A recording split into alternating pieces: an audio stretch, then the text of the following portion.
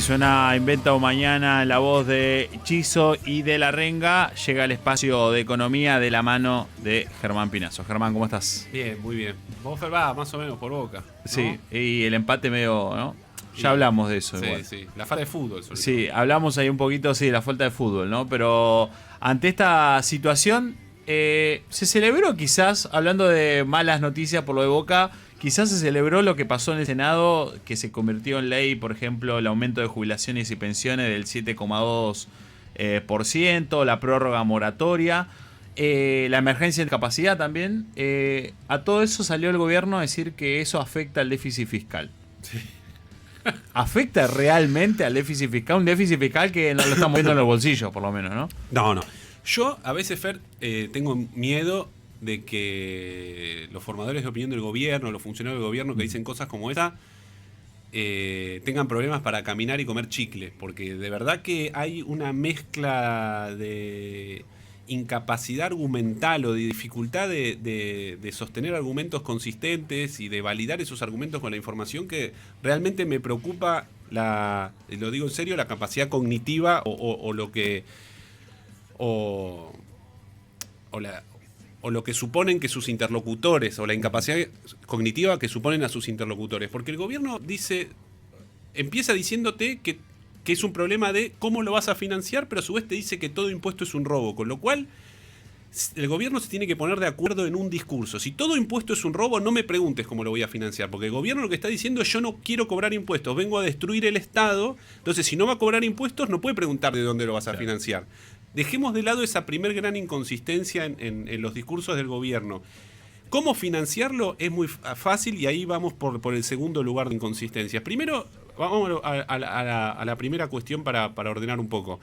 Nosotros tenemos básicamente 4 cosas que suponen aumento del gasto público. Sí. Vos dijiste la moratoria, una ampliación de la moratoria, un aumento en el haber jubilatorio, un aumento del bono y la ley de emergencia en discapacidad. Según la Oficina de Presupuesto del Congreso, eso es anualizado 1.7 puntos del PBI.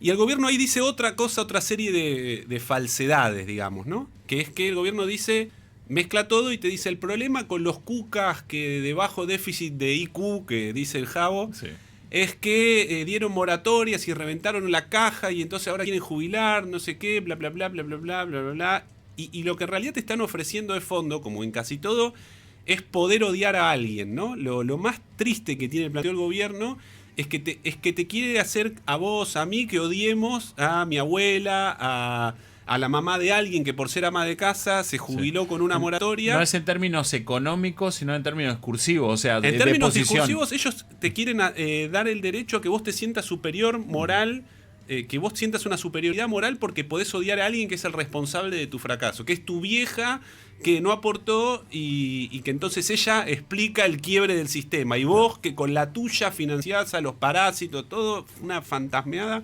¿Por qué? El año pasado Argentina gasta 6 puntos del PBI en materia de jubilaciones y pensiones. 6 puntos del PBI. La comunista de Giorgia Meloni, a la que el Javo admira, sí, gastó 15 puntos del PBI. Con lo cual, para empezar, no hay nada quebrado. Porque si Argentina gasta casi 3 veces menos que un país que el Javo dice, o una dirigente a la que ellos dicen que admiran, no hay nada quebrado en el sistema. No hay ninguna ama de casa cuca que haya destruido el sistema, claro, de jubilaciones, sí, ¿no? Sí. Para empezar, Argentina, y en promedio es verdad que yo hago un poco de trampa porque Italia gasta mucho, pero un poco de trampa más o menos, porque Milei dice que la admira a Meloni, se junta con Meloni. Exacto. Entonces, cuando va de paseo a esos hoteles de $200.000, por ahí podían mirar en Google cuánto, sí, gasta ese país en pensiones y darse cuenta alguna cosa. No, pero aparte se da otra cuestión, que Giorgia Meloni es una dirigente que confía en el Estado y que ella misma en sus discursos habla de un Estado fuerte, justamente. Todo lo contrario a lo que plantea Milei. Claro, entonces, pero no es una dirigente comunista. Sí. O sea, no hay nada comunista en Giorgia Meloni. Entonces, no hay nada. Si ese país que no es comunista gasta casi 3 veces en jubilaciones y pensiones, quiere decir que no hay nada quebrado en el Estado argentino. A lo sumo será cuestión de cómo financiar un mísero 6 puntos del PBI, que tampoco es tan mísero, pero, por ejemplo, está por debajo del promedio de la OCDE, que son la Organización de Países Desarrollados, o más grandes en términos de PBI, que gastan en promedio el 7,8 del PBI en jubilaciones y pensiones. Estoy hablando solo de gasto público, ¿no? Gasto público contra gasto público. Entonces, para empezar, no hay ninguna jubilada cuca que haya reventado el sistema, no hay ningún cuca, ninguna moratoria que explique ningún quiebre financiero, nada.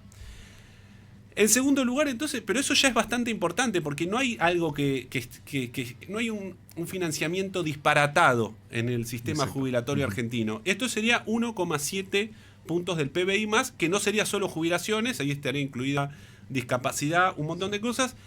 Y 1,7 el PBI, y ahí vuelvo a lo del principio, ellos te dicen, ¿de dónde lo querés financiar, Cuca? Y vos decís, primero de los impuestos que ya tenemos, ¿no? Los impuestos que ya tenemos, que vos te encargaste de dinamitar su capacidad de contribución a la arca del Estado. Vos el año pasado destruiste bienes personales, o aumentaste exenciones, o permitiste adelanto en el pago de bienes personales con exenciones para hacer caja el año pasado, y eso, según la Oficina del Presupuesto del Congreso, hizo perderle al Estado 0,45 o 0,60 del PBI según cómo haga el cálculo. Con lo cual, hay una parte ahí que vos mismo me la sacaste.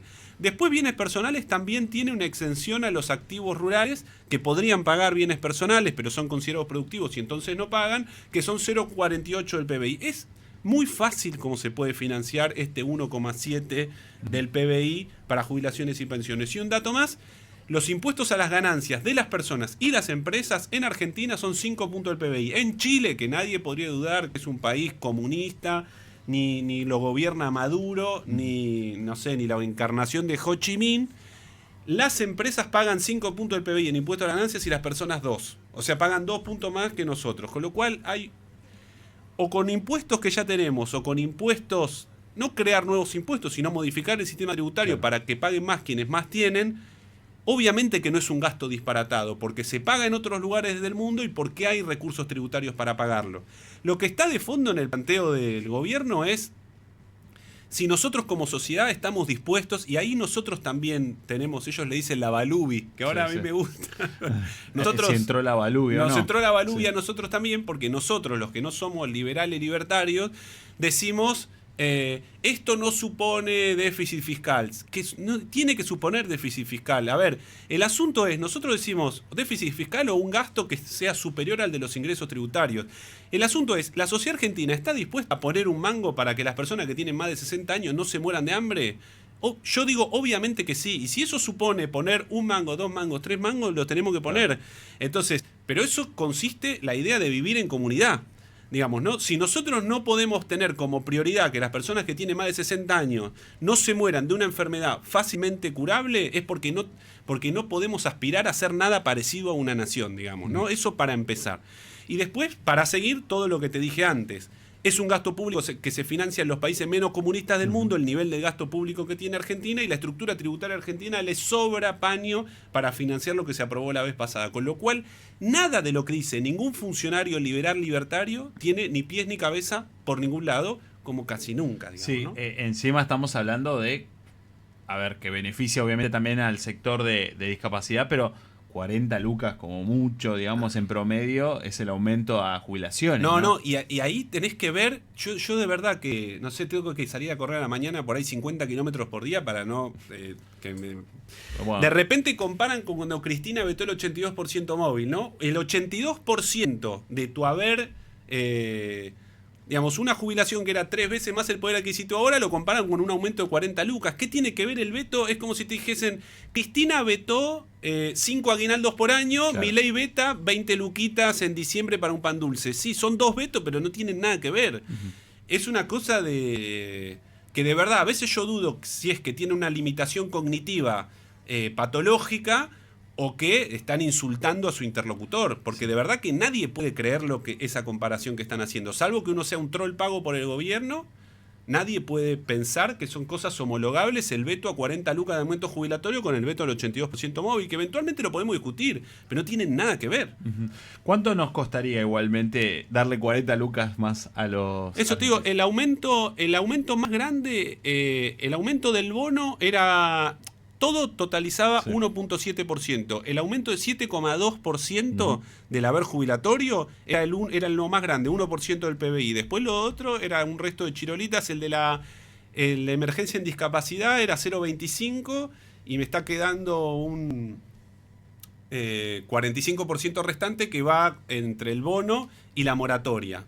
Pero el grueso era el aumento del 7,2 sobre el haber mínimo, digamos, ¿no? Eso es un punto del PBI porque es un sistema efectivamente, que abarca a muchas personas. Sí, la gran pregunta es también, bueno, estás cuidando a rajatabla el déficit fiscal, no se ve reflejado en otro ámbito, digo, no, a ver, quizá la discusión era quitás esto, quitás lo otro, y también no vimos construir una ruta, no vimos aportarle más a las provincias, que se tienen que hacer cargo, que también se habló obviamente en el Senado. El tema es, la pregunta ahí es qué se está haciendo justamente con además, con la toda idea esa de situación. que esto también parte de vuelta la misma dificultad cognitiva, ¿no? No es el déficit fiscal, ellos también en parte lo deben saber, si no hacen las cosas como un poco a la Bartola. Sí. Lo que explica el grueso... Lo que explica el control de la inflación no es el déficit fiscal, es el control del tipo de cambio. Ellos han logrado controlar la inflación porque han logrado sostener el tipo de cambio. Y han logrado sostener el tipo de cambio endeudándose a lo loco. El déficit fiscal es un elemento indirecto que impacta en el tipo de cambio a partir del efecto recesivo que eso produce. Pero el mayor ancla antiinflacionaria que ha tenido este gobierno no es el déficit fiscal, es el control del tipo de cambio. Y ya lo hemos dicho, si el gobierno controla el valor del dólar, la producción importada es un freno a la inflación local. Cuanto más aumentan los precios domésticos, más barato es importar, y entonces los productos importados frenan el aumento de precios locales. No es el déficit fiscal, no tiene nada que ver el déficit fiscal en este caso con la inflación, nada, absolutamente nada que ver. Y ahí de vuelta, cualquiera que tenga internet se puede meter en la página del Fondo Monetario Internacional, ver los 180 países para los cuales el Fondo Monetario tiene datos y encontrar que en los últimos 20 años 120 países han tenido déficit fiscal, en los últimos 15 de los últimos 20, y solo 10 han tenido alta inflación, con lo cual no es el déficit el que explica la inflación.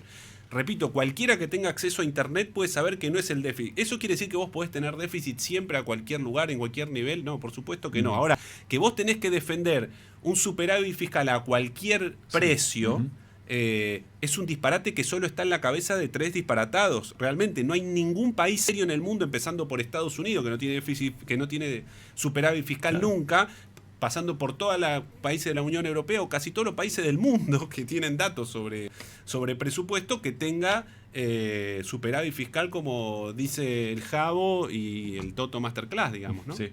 Germán, como siempre, clarísimo todo. Te esperamos la semana que viene, como siempre. Gracias, Fer. Sí. Ahí pasaba Germán Pinazo. ¿Cuánto nos cuesta justamente lo que se aprobó en el Senado la semana pasada? Bueno, ahí escucharon a Germán Pinazo.